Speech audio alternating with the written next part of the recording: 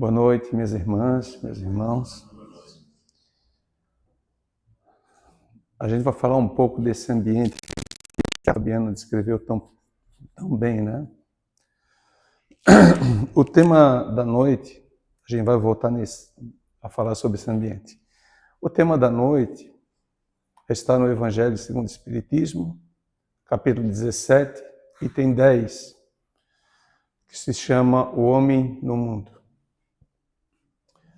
Quando a Fabiana me convidou, eu tinha recém passado por esse capítulo no nosso Evangelho no Lar. E é muito interessante porque essa mensagem ditada por um protetor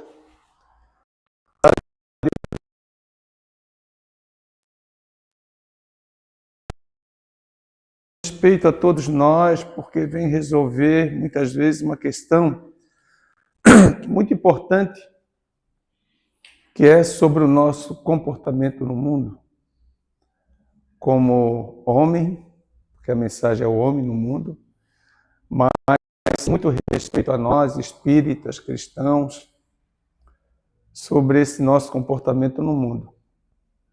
Mas eu vou introduzir com uma mensagem ditada por Emmanuel no livro Vinha de Luz, a mensagem 111, em que ele intitula Sublime Recomendação. E vou ler só o trechinho que está no Evangelho de Marcos, capítulo 5, versículo 19. É uma passagem, eu acho que todos nós que tentamos a doutrina espírita, e até mesmo fora das religiões de Jesus, fala dessa passagem. E ele inicia assim: Jesus, porém, não lhe permitiu, mas disse-lhe: vai para a tua casa, para os teus, e anuncia-lhes quão grandes coisas o Senhor te fez, e como teve misericórdia de ti. Essa passagem no Evangelho de Marcos está naquele episódio em que Jesus, atravessando o mar da Galileia, na direção de Gadara, que era uma cidadezinha, um povoado, ficava no alto da montanha, próximo do lago. E Jesus, ao se aproximar de barco de Gadara, vem ao encontro dele, descendo das catacumbas, uma pessoa, um jovem, não determina a idade, mas um homem, totalmente em farrapos, enlouquecido, ao encontro dele pedindo que Jesus, então, interfira em seu favor. E naquele momento, os espíritos que dominavam, que subjugavam aquela criatura, logo identificam no mestre, a posição e a altura espiritual do mestre, e temendo naquele momento, pede que não os expulsem, que não os mandem, para fora do corpo daquele homem, mas que pelo menos lhes dessem a chance de que adentrassem, segundo o relato bíblico, nos corpos de porcos, uma vara de porcos que ali estava sendo cuidada. Aquele povo, aquela população de Gadara cuidava muito, havia a criação de porcos. Ao que Jesus permite, então, os espíritos deixam esse homem e aquele episódio, dos porcos, então, se jogando no abismo e morrendo, claro. E daí, então, aquele homem, então, fica liberto da presença desses espíritos. Mas, na sequência, narra o evangelista que aquele homem, depois de se asserenar, de se ver livre dos espíritos, pede para que Jesus permita que ele fique junto a ele, junto ao Mestre. Ele, por se sentir liberto, pacificado, como há muito tempo não estava, porque esse homem vinha sendo perseguido também, expulso da cidade, era tido como louco, como alguém que não era bem-vindo na cidade. e vivia então nas catacumbas, ele andava dia e noite, então vivia um inferno, né, essa criatura. Então, livre desse inferno, desse pesadelo proporcionado por esses espíritos que o perturbavam, que o dominavam, então pede para ficar ao contato do Mestre. Porque não queria voltar para a cidade para não sofrer ainda daquele povo todas as perseguições que o faziam. E é interessante porque permite, né? E essa passagem, Emmanuel, ele trabalha, porque tem muito a ver com a mensagem do homem no mundo. Porque Emmanuel, ele faz uma consideração muito interessante, e essa passagem a gente leu no Evangelho. Ele diz assim, ó, eminentemente expressiva a palavra de Jesus ao endemoniado que recuperar o equilíbrio, ao toque do seu divino. Aquele doente que após a cura se sentia atormentado de incompreensão, rogava ao Senhor lhe permitisse demorar ao seu lado, para gozar-lhe a sublime companhia. Jesus, porém, não permite. Ele diz assim, quantos discípulos copiam a atitude desse doente que se fazia acompanhar por uma legião de gênios perversos? Aí Emmanuel traz a mensagem para nós. Olhos abertos à verdade, ao contato dessa doutrina reveladora, consoladora, libertadora, que é a doutrina dos Espíritos, coração tocado de nova luz, que é o que a doutrina espírita nos entrega, essa luz que a gente percebe ao entrar numa casa espírita, ao estudar essa doutrina que nos liberta, que nos consola, porque invariavelmente todos nós, em grande maioria, chegamos ao contato de Jesus que está na casa espírita, que está nesse ambiente preparado, harmonizado pela presença dos bons espíritos, ele se encontra entre nós. Porque foi ele que afirmou, quando estiverdes reunidos, um ou dois, em meu nome, dois ou mais, estarei presente. Ele está presente sempre nesses momentos da nossa vida em que nós o buscamos. E a vinda à casa espírita é essa busca que nós fazemos, que é a nossa meta, que é o modelo e guia para que alcancemos a felicidade que no seu Evangelho nos promete.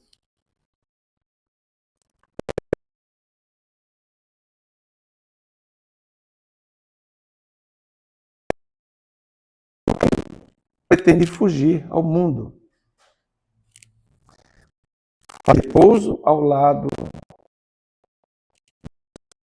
esquecendo-se de que o Mestre trabalha sem cessar. O problema não é estar feriados celestes, mas de atender serviços ativos a que foi convocado em lugar, situação, idade e tempo. Então ele não termina, eu vou deixar para o finalzinho para a gente encerrar com a recomendação dele, de Emmanuel, a todos nós que buscamos o Cristo. No Evangelho segundo o Espiritismo, então, nesse item 10, quando o Espírito protetor vai falar sobre o homem no mundo, ele vai falar sobre essa nossa atitude de busca pela presença de Jesus. Porque quando nós conhecemos a doutrina espírita, eu não sei quem nasceu em berço espírita, que já foi educado desde pequeno, na infância, passou pela educação, depois na atitude espírita, fomos que surpreendidos ao chegarmos na doutrina espírita por uma nova maneira de entender a vida, de ver a vida, que nos pede a todos nós uma transformação e uma mudança de paradigmas que nós tínhamos na nossa convivência e na nossa vivência no mundo. Então, essa mensagem, o Espírito Protetor, ele diz assim, né? Eu me lembro, a Fabiana, quando remonta a esse ambiente que nós buscamos toda vez que buscamos a casa espírita. Que nós procuramos, ao ouvir a casa espírita, esse momento de paz, esse momento em que a gente pode se conectar com a espiritualidade. O momento que a gente sai desse sufoco da vida, da correria, do trabalho, do trânsito, das agressões que muitas vezes a gente topa, das dificuldades, das lutas, pelo ganha-pão de todos os dias, para cuidar do essencial em nossa vida, daquilo que é essencial, é a nossa realidade espiritual. Não somos um corpo, não viveremos para sempre no mundo, não ficaremos aqui. A experiência desse mundo é apenas, conforme a questão 132, nós precisamos reencarnar para e cumprir o nosso papel na criação, como co-criadores com Deus. Todos nós. Nenhum espírito consegue alcançar a perfeição relativa a Deus e, por consequência, a felicidade, não a do mundo, mas aquela que Jesus se referia, sem passar pelo processo reencarnatório.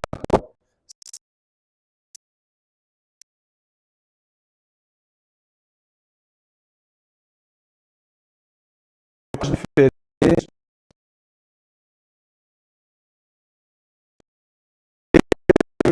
perde tropeço, nós assumimos. A passagem no mundo espiritual, nessa fase em que nós vamos e retornamos ao mundo espiritual. Aqui os espíritos titulam de erraticidade, porque somos espíritos em evolução, não somos perfeitos, somos espíritos ainda que erramos muito. E, portanto, tidos como espíritos errantes. Voltamos ao mundo espiritual apenas para nos prepararmos, apenas para termos um refrigério das lutas do mundo e nos prepararmos para as provas e as expiações que certamente todos nós haveremos de passar no mundo material, mas é uma necessidade. Mas mesmo nessa nossa necessidade, nas nossas imperfeições, vindo ao mundo mesmo como espíritos imperfeitos, nós estamos dando cumprimento às leis de Deus. Nada, absolutamente nada acontece. Podemos entender assim.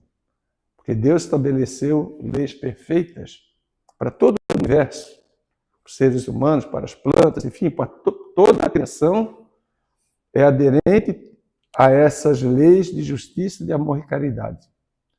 Portanto, a compreensão de um Deus bom e justo, de um Deus onisciente, onipotente, toda bondade, toda perfeição, passa pela compreensão de que nada em nossa vida é por acaso. Tudo que nós passamos na vida, as relações familiares, as dificuldades no trabalho, as lutas do mundo ou as alegrias do mundo, é com a permissão de Deus. Portanto, o Espírito vai falar disso. Mas ele vai dizer sobre essa nossa convivência no mundo. Não julgueis, todavia, o sentimento e a prece e a evocação mental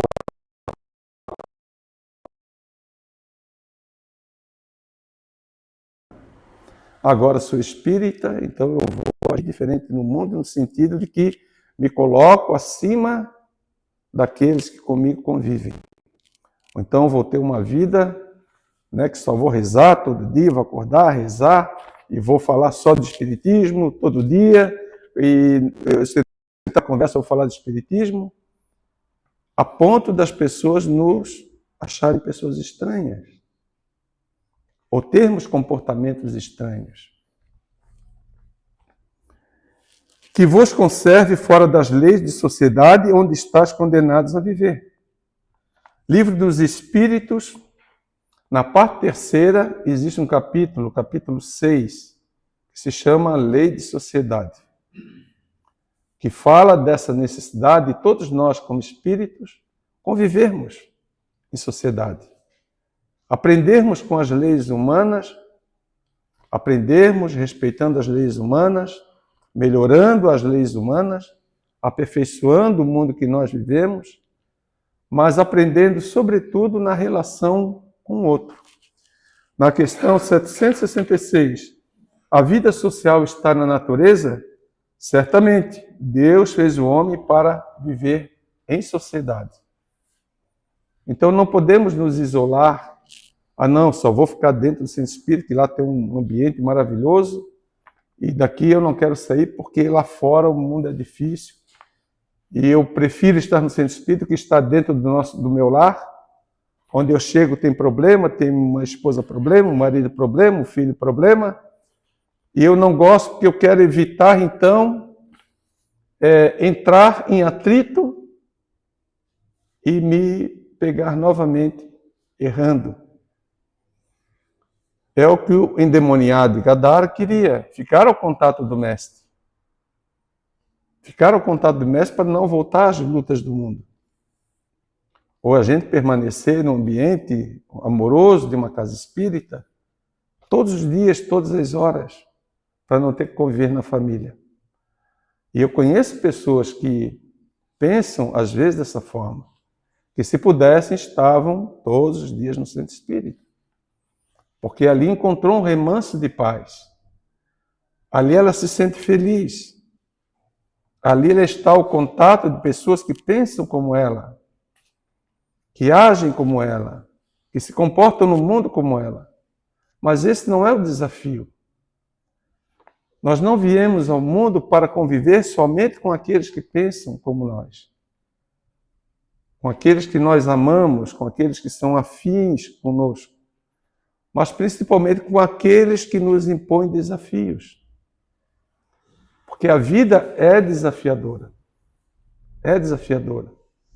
Mas a doutrina espírita nos ensina e nos prepara para convivermos lá fora de uma maneira equilibrada. Como vai seguir o protetor aqui, né, dessa mensagem, dizendo: sois chamados ao contato de espíritos de naturezas diferentes, de caracteres opostos.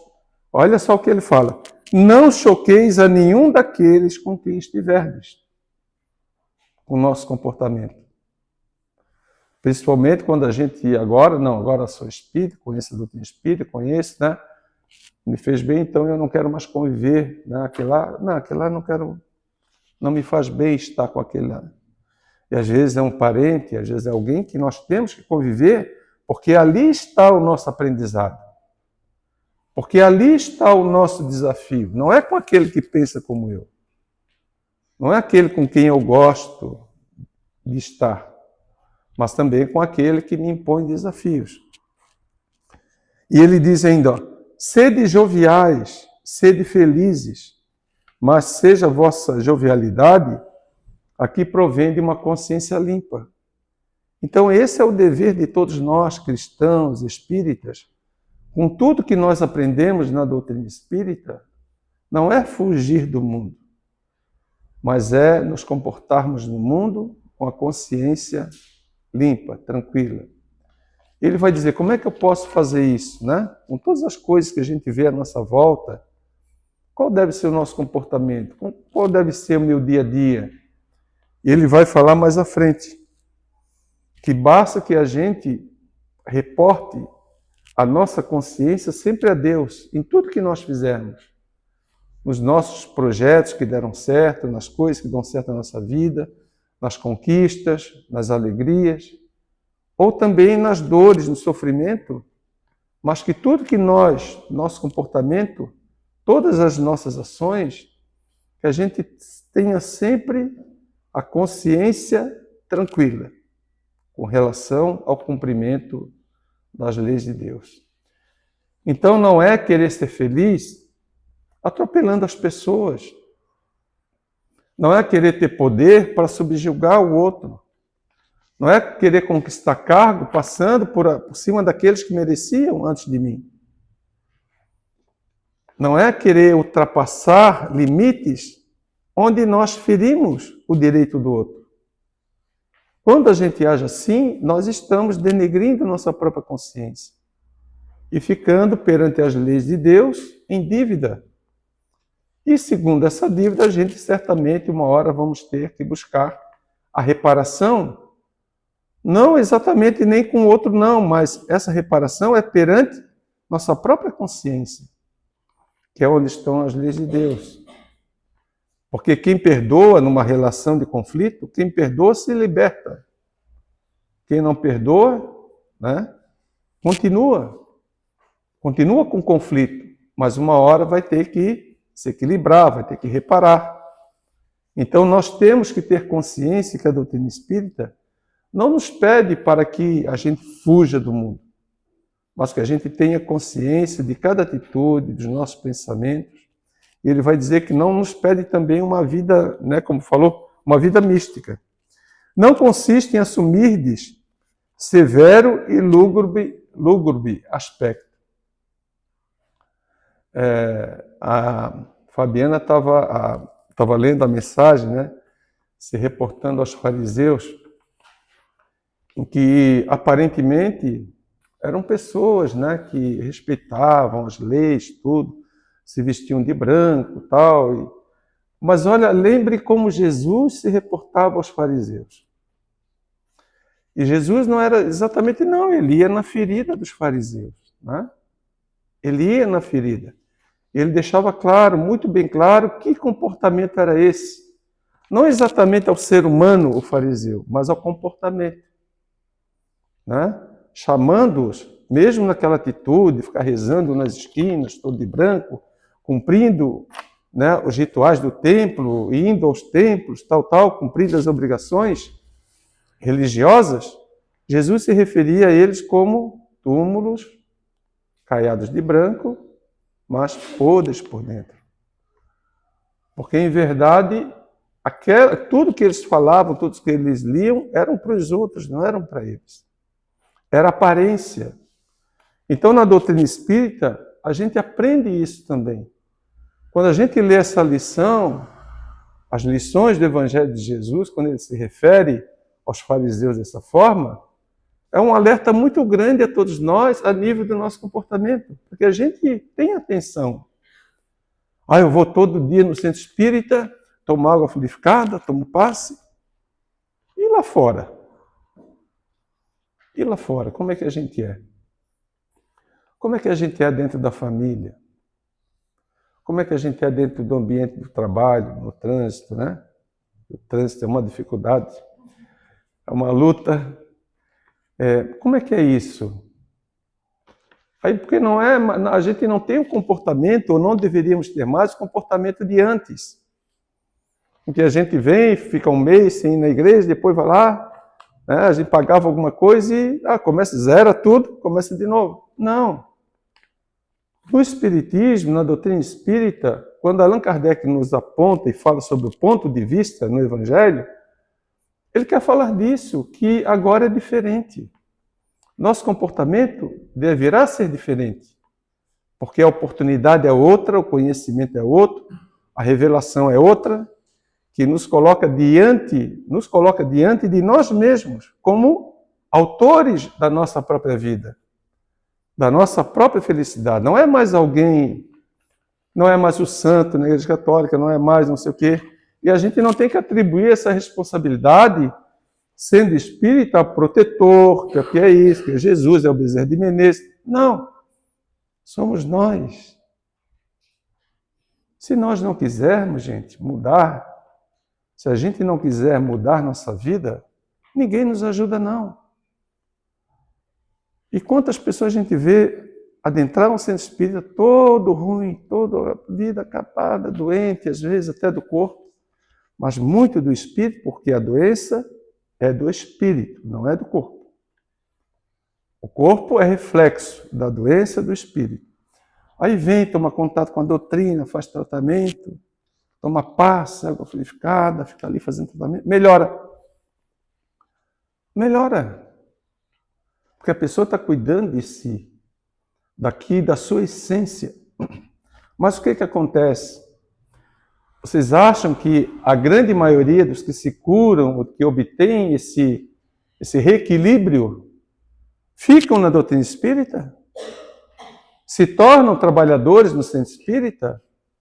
Passam a frequentar essa doutrina porque viu nessa doutrina que ali é um manancial de vida, é uma outra visão sobre a vida, e compreende que foi ele, na sua mudança de comportamento, que produziu, em essência, a melhoria do seu quadro de sofrimento, de dor? Não, muitos não voltam mais. São muito poucos aqueles que se comportam como esse endemoniado de Gadara que queria ficar ao lado do mestre. E outros o seguiram, como Maria Madalena e outros tantos, Zaqueu, ficaram ao lado do mestre, não o seguindo, mas mudaram de comportamento. Então, essa cura que nós buscamos da alma na casa espírita acontece quando nós aceitamos a mudança de comportamento. A mudança no paradigma de nós pensarmos as coisas na vida. Então, isso acontece. A doutrina espírita não fala em milagre, mas fala de mudança, de transformação. Transformação que nos permite, a partir dali, a gente ver a vida, nos comportarmos na vida, nos relacionarmos na vida de uma maneira diferente, mais comprometida. Não é que a gente vai sair perfeito, não, da casa espírita. Que a gente agora, não, virou a chave, não, agora eu sou uma outra pessoa. Não. Só que agora vamos estar mais conscientes das nossas responsabilidades e, principalmente, reconhecendo que a minha felicidade depende de mim. Claro, os bons espíritos, protetores, amigos, Bezerra de Menezes, a espiritualidade desta casa, das demais casas onde nós frequentamos, sempre irão nos ajudar, nos apoiar, quando deixamos e quando quisermos. Aí sim, aí eles ajudam. E ele segue, só para a gente encerrar, que ele diz assim: a perfeição está toda, como disse o Cristo, na prática da caridade absoluta. Que é esse momento, quando a gente entende o que a gente está fazendo no centro espírita, o bem que essa doutrina nos faz, a gente fica tão encantado, é uma coisa que nos transforma por dentro, não é aparência, como eram os fariseus, não é mais a roupa branca, é por dentro.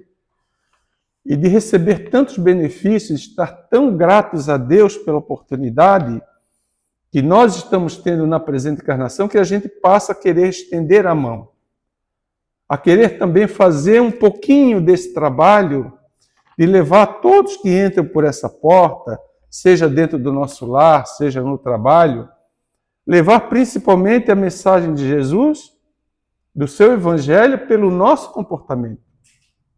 Não mais da boca para fora, pelo comportamento, aos filhos, à esposa, ao esposo, dentro do lar, melhorando o ambiente dentro de casa, mudando os nossos comportamentos dentro de casa. É isso que essa doutrina produz. Então, na prática da caridade. Mas os deveres da caridade alcançam todas as posições sociais, desde o menor até o maior. Nenhuma caridade teria a praticar o homem que vivesse insulado, isolado. Isso os Espíritos deixam também muito claro no capítulo sobre a lei de sociedade. Não adianta a gente se isolar do mundo. A gente estaciona, a gente para no nosso progresso. A gente para, né? Pessoas se isolam, falam, essa sociedade está tudo errado, não sei o quê, né? Só crime, só tal, e a gente quer fugir. É um grande erro. É um grande erro a gente querer se isolar do mundo. A gente estaciona. Aquele, pois, que se isola, priva-se voluntariamente do mais poderoso meio de se aperfeiçoar. Não tendo de pensar senão em si, sua vida é a de um egoísta. Aí ele termina. Não imagineis, portanto, que para viverdes em comunicação constante conosco, os Espíritos, para viverdes sob as vistas do Senhor, seja preciso vos sicilieis e cobrais de cinzas. Não há necessidade de nós nos mortificarmos, sofrendo e se trancar no quarto, começou a sofrer. Não. Ele diz assim, não, mais uma vez ainda vos dizemos, sede felizes. Eu acho isso aqui tão bonito, como ele termina essa mensagem, sede felizes. Segundo as necessidades da humanidade, mas que jamais na vossa felicidade entre um pensamento ou um ato que a possa ofender. Tá? Podemos ser felizes. Podemos viver no mundo, ter as coisas do mundo, porque vivemos no mundo material. Temos necessidade das coisas materiais. Nos é lícito termos as coisas materiais e conquistarmos as coisas materiais. Só que tem um detalhe, é que tem que haver equilíbrio nessa busca, ou nessa conquista material no mundo, né? Porque a gente não precisa de muita coisa no mundo, não. Porque a gente vai voltar, tudo fica. Então a gente tem um carro, tem uma casa confortável, tem um bom emprego, nos é lícito. O que não pode é a gente ter e só pautar nossa vida em ter supérfluos, ter coisas supérfluas na nossa vida. E no Evangelho, novamente, os Espíritos falam sobre o necessário e o supérfluo. O necessário nos é lícito. É por isso que nós viemos ao mundo também, para aprimorar o mundo que nós vivemos. Cientificamente, né? A gente é muito mais evoluído hoje do que há muitos séculos atrás. Não passamos tanta fome como tantos séculos atrás. Temos mais ciência, mais medicação. Né? Tudo evolui e também o ser humano evolui. Parece que não. Mas tem guerra. Sempre teve guerra. Essa é a verdade. Porque enquanto houver egoísmo, haverão guerras. Haverão guerras. E novamente, no Livro dos Espíritos, na lei de destruição. Leiam sobre a necessidade da guerra. Está aí o Livro dos Espíritos, para a gente entender esse mundo que ainda está em guerra, mas que, por incrível que pareça, evoluiu muito, né? Há muita gente fazendo bem, há muita gente falando sobre o amor, há muita gente pregando o Evangelho de Jesus, né? Muito mais do que no passado. Mas que jamais vossa felicidade entre um pensamento ou um ato que possa ofender, ou fazer-se velho o semblante dos que vos amam e dirigem. Deus é amor e aqueles que amam, santamente Ele os abençoa. Então essa mensagem, ele fala diretamente a nós sobre o nosso comportamento e a nossa necessidade de conviver no mundo em que estamos hoje. Estamos na época certa, na família certa, na cidade certa, convivendo com as pessoas certas, porque nada é por acaso, meus irmãos. O que a gente precisa é ter essa claridade que a doutrina espírita nos entrega e compreender o mundo à nossa volta. Porque tudo será ou deveria ser diferente.